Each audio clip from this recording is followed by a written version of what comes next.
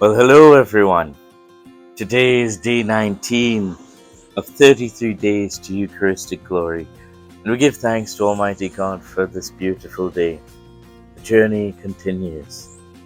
As we continue in day 19, Matthew speaks to us about first, last, and only, and he attributes that phrase to a plaque or a phrase he saw in the chapel that was built on the home or the area where the home of Saint Teresa of Avila used to be.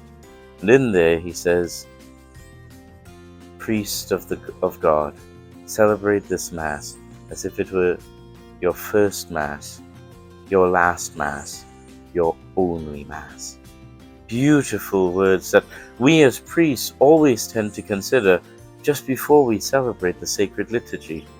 Why? Because it's not every time you go or you enter into the Mass feeling the very same way.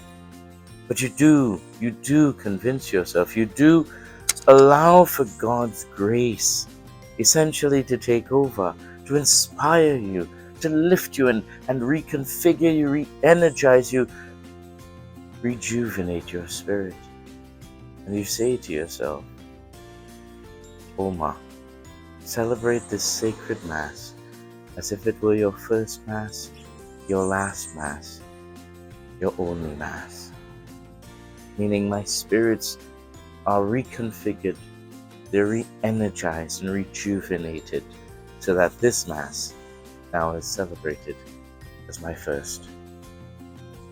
Matthew implies that for many of us attending the sacred liturgy, we also should ask ourselves, am I attending the sacred liturgy as if it were my first, my last, and my only Mass?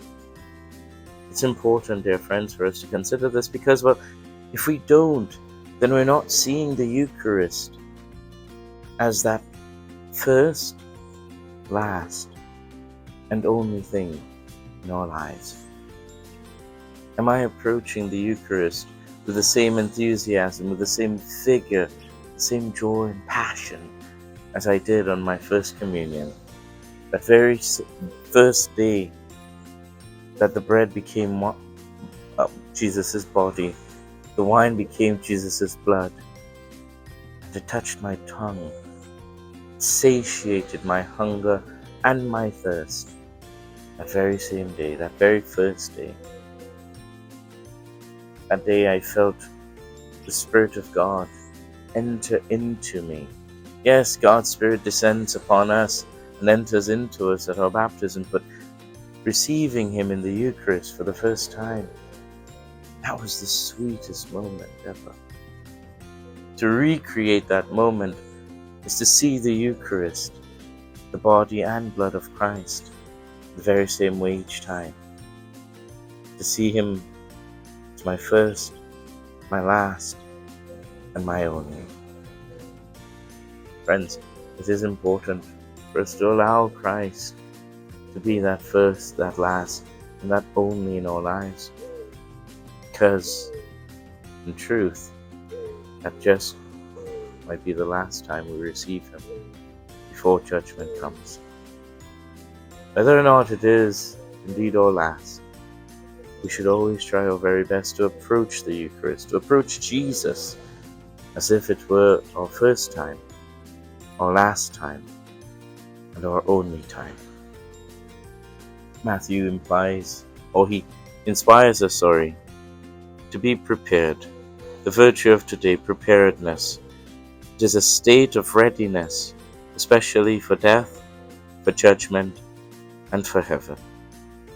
We don't live as if our life is just destined for death, as if we're in some sort of morbid experience or existence. No, but we do live with the hope and the sure and certain faith that we will come to meet Christ eventually in that heavenly kingdom. Let us ensure that we're prepared, and let us ensure that while we are here, we meet Him in the Eucharist as though it were our first time, our last time, and our only time. God bless you this day, dear friends, as we continue to 33 days of Eucharistic glory, and may He be with you always.